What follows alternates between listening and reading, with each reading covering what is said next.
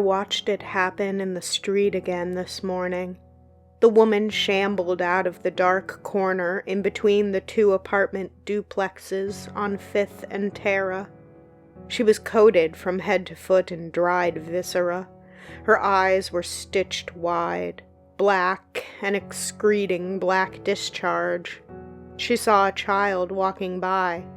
Her son? It made no difference. The boy's fate was sealed as soon as she'd spotted him.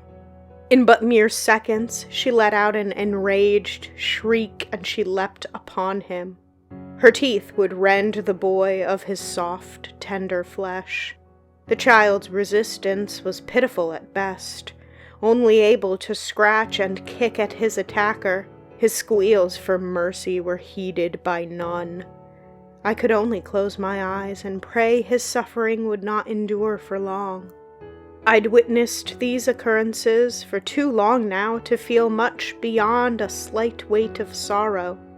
Unable to even shed a tear for the poor little lamb, the boy must have indeed been her son, for once she finished gorging herself upon him, she cradled that which was left of his shredded carcass to her gore-stained bosom and wailed in anguish to the sky. Just like you, Harry. Suddenly, others gathered from all directions, surrounding her. They all displayed various stages of cannibalistic mutilation across their bodies. Their eyes, too, were jaundiced with a feral hunger. Instantly, the mother reverted back to her formal animalistic state, and she leapt to attack the newcomer in the center. Her strike came true as she seized him and promptly fixed her jaws to his shoulder. The effort would prove vain, however, when 2 others would rip her off of him and proceed to devour her themselves, before then ripping mindlessly into each other.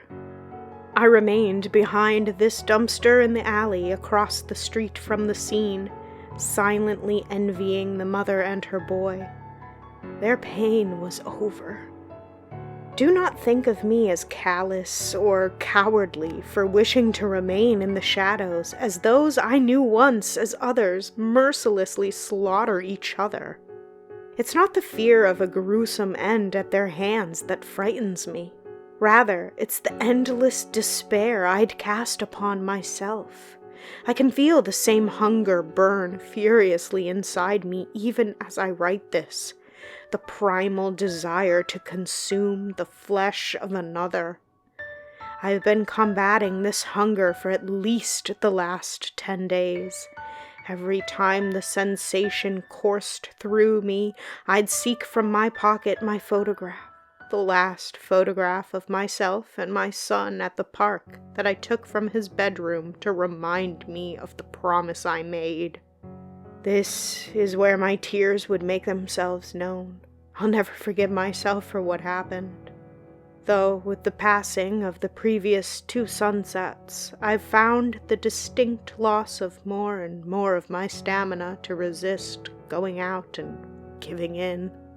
What exactly it is, and how it started, I honestly couldn't tell you. The things I do remember, however, are when it started here in my small town.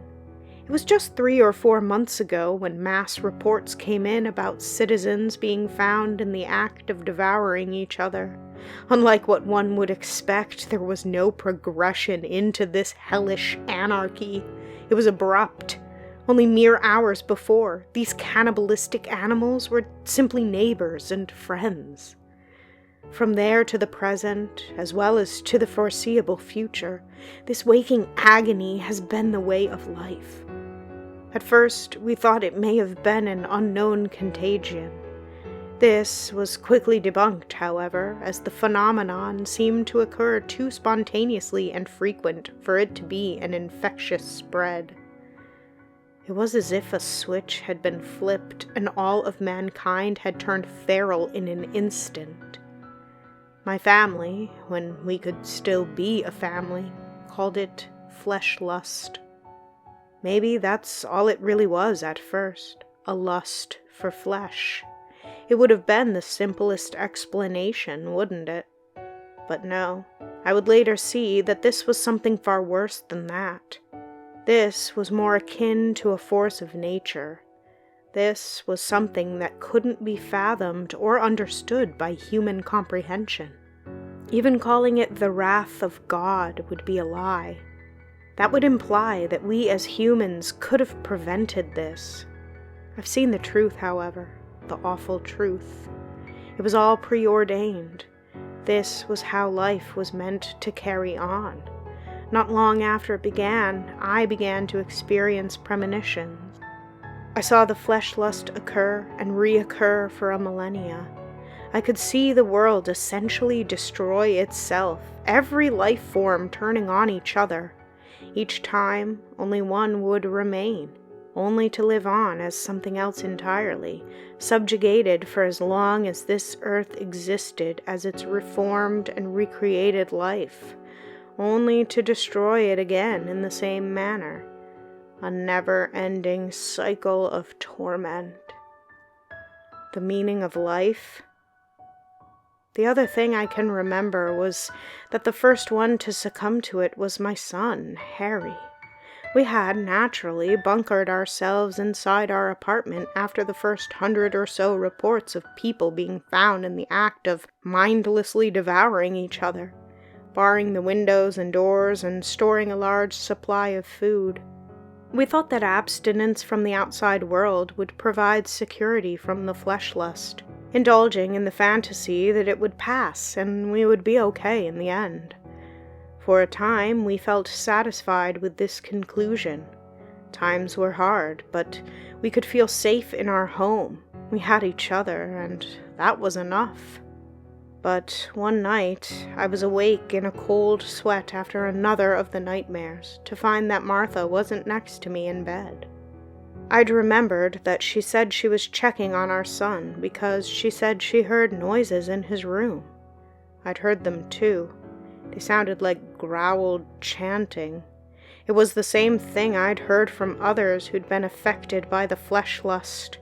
Therefore, I simply thought it was just a drove of them circling the house outside. I wasn't worried by it.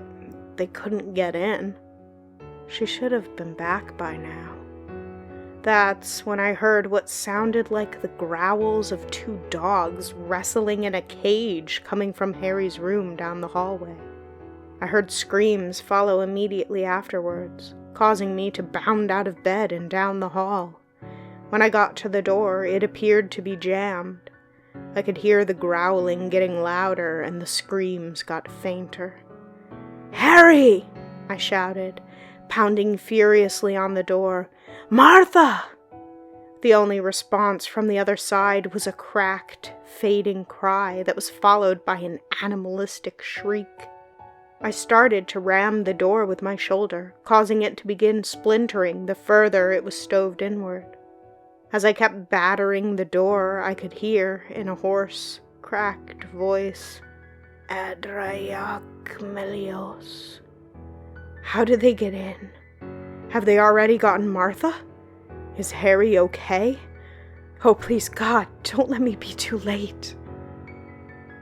Finally, the door collapsed off the hinges and I immediately turned on the light. The sight that I was greeted to was what will always be the worst moment in my life. There, sprawled out on the floor with her stomach flayed open like a fish, was my sweet, beautiful wife. Harry was hunched over her, stuffing more of his mother's organs into his mouth. I wanted to vomit, not even because I was disgusted, but because of the panic and disbelief. How could this have happened? We were supposed to be safe. He looked up at me, his marbled eyes excreting the black ichor. "Adrayak." "Harry!" I didn't know what to say. My knees started to buckle. In an instant, he lunged at me, seizing me and sinking his teeth into my throat. I was paralyzed, both from pain as well as shock. I struggled to pry him off of me, but his teeth were sunk deep into my throat. It felt like the more I tried to push him off, the more of my throat would be torn away. I finally had to jam the tips of my thumbs into his venomous eyes to make him release his jaws and throw him off of me. He was relentless, however, and he was upon me again in seconds. He was on top of me, having toppled me over by hurling himself into me like a spear, and he began using his little fingers to dig into the gash in my throat, howling in the air, "Atrayak Melios!" I could feel my vision cloud over with each second. I had begun to lose a good amount of blood by that time. I closed my eyes, not wanting my last memory of my son to be of the deranged beast he was in that moment. What end to life was this, mauled by my own child? That was when I saw the same scene from my nightmares play out again. This time it was like I was right there, in the actual vision, feeling all the pain of those that were being viciously ripped apart. But a new feeling then followed close behind. Anger, wrath, hunger. "End him!" a voice boomed from inside my mind. The voice was indescribable, definitely inhuman. The new sensations began to make my head pound and throb, worse than the most aggressive migraine could ever produce. All I could think of was the need to taste human flesh. Is this what the others saw? What they felt? When I opened my eyes, I could see Harry roaring to the air with chunks of gore hanging from his bottom lip. I felt my eyes starting to burn, and I grabbed him by the throat, constricting as tight as I could before hurling him into the wall behind him. I stood up, feeling a new surge of aggression that seemed to be supplying me with energy and strength, despite my serious injuries and loss of blood. I had no bearing on any higher reasoning or thought, only craving for flesh. For only a brief moment, I swear I saw Harry's little eyes change back into their former dark brown color as he looked up at me, almost scared. I towered above him, ready to grab him up by his throat and tear him limb from limb. "Daddy!" I heard him squeak out. His eyes were wet, but not from the ravenous venom from before. No, these were actual tears. For a moment, I just leered over him. My mind was scrambling, like I was caught in between the mindless urge to feed, while at the same time feeling a bit of conscious will to resist. "I'm scared, Daddy." With that, I felt my higher brain function return, and I knelt down to embrace him, tears now freely falling from my own face. He nestled his little head against my chest and clung to me for dear life. "It's okay. Daddy's here. Daddy's here," I quietly whispered to him, feeling him quiver in my arms. "Daddy won't let anyone hurt you." I just held him there for hours, sitting in the middle of his bedroom beside the half-devoured carcass of his mother. Eventually, the both of us slowly drifted off to sleep. Of course, the nightmare plagued me again, causing me to awaken for the second time that night in panic. My son was still fast asleep in my arms. My head throbbed again, and I felt the hunger return. "End it," the voice boomed again, though I couldn't place where the unnatural voice was coming from, far less whose voice it was. Something seemed familiar about it, almost natural. Was this the voice of God?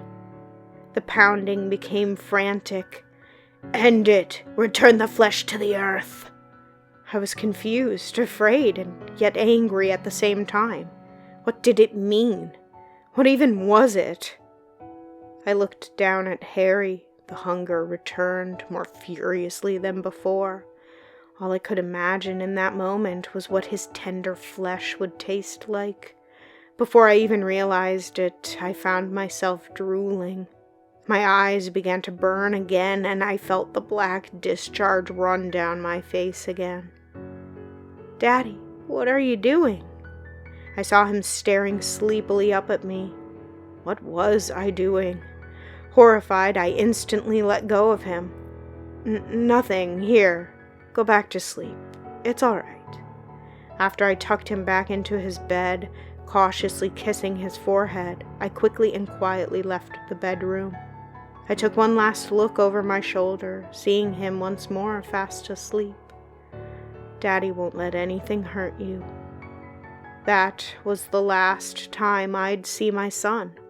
When I left his room, I quickly scrawled a message to my son, telling him that I'd always love him and that I would miss him, but that it just wasn't safe for me to be around him.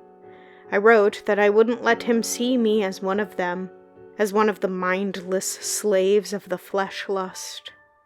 Finally, I wrote to him to be safe and not to come looking for me.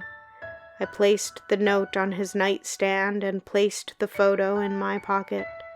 I knew he would never understand. He was only a boy, but it was the only surefire way I knew he'd be safe. That morning, before the sun had even fully risen, I tore down the boards to one of the windows and fled down the fire escape into the alley between this and the next door complexes. When I landed, I could hear a few others roaming about, and I quickly found cover behind the dumpster. From that day until now, I have remained hidden here. Often, especially when I see or hear sounds of the others engaged in a struggle nearby, much like with the mother and her boy, I'll look up and wonder if my son is still okay. Sometimes I'd wonder if he'd disobey my warning and try to seek me out. I pray he never does. He'd never even recognize me anymore. At first, it was relatively simple for me to resist the growing urge to feed. The photo and the promise that I wouldn't let him see me as one of them was enough to bring me back to my senses. When it slowly became more and more potent, that was when I sought another means of relief. Using my old fishing knife, I would carve out bits and pieces of my own skin to try sating the cravings. Painful as it always was, it seemed to work, for a while at least. But as it grew, I had to carve out larger portions of myself to satisfy it. Maybe I'll finally carve too deep and it'll all be over. Each time I did, I'd always see my son's face in the photo. Daddy won't let anything hurt you. Even this has now begun to lose its effect, though. I found this to be the case when I spotted a stray cat wandering into the alley yesterday. It was just a simple white kitten, oblivious to the hell around it. By that time, I had just finished carving out my calves and was consuming them. Then I saw the kitten, the soft, tender, furry, and vulnerable creature. Slowly I crept toward it, leaving for the first, and so far only, time from behind the dumpster. Just like with Harry, all I could think of was devouring this little creature whole. The pounding in my head was the most intense it had ever been. I promise you, you'll never have to see me like them. That's when I stopped. I couldn't do it. The kitten looked up at me, its eyes simply observing me, unaware of the threat I almost posed to it. That was when I heard a scurrying come from the end of the alley. "Adrayak!"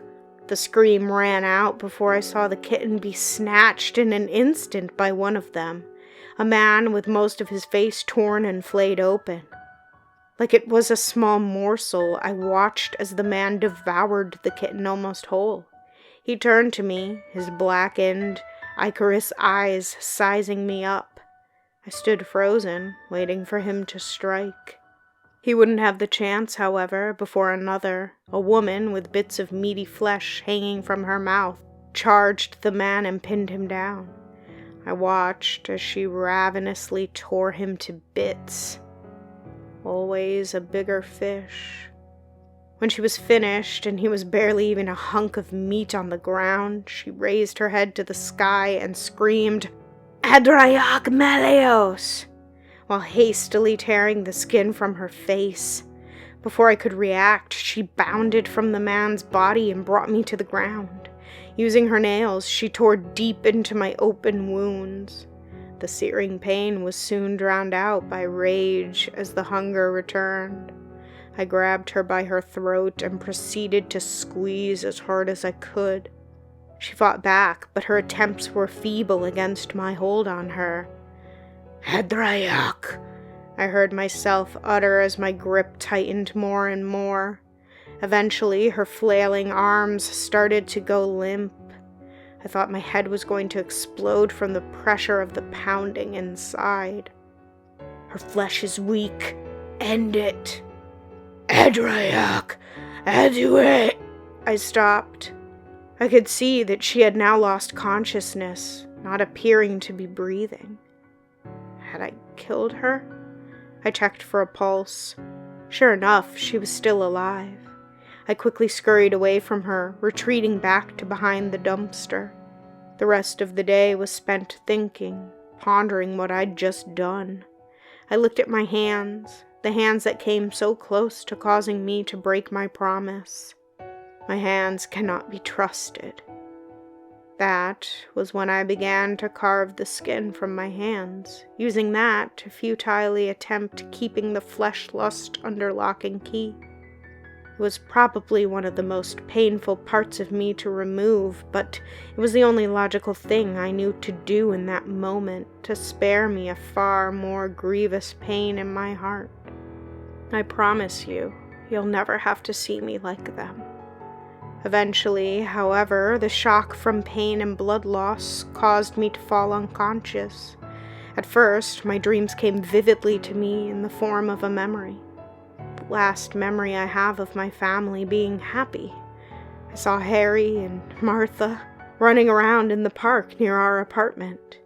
"Tag, you're it!" Harry squeals, laughing. "You better run, I'm gonna get you!" "Come play with us, Daddy!" "Oh no, I'm hit! Man down!" I shout to him. He pretends to radio for backup while gunning down imaginary enemy soldiers. "Say cheese!" I say, staring at the camera. Harry beside me. "Cheese!" 3, 2, 1, snap. "Daddy, who is that?"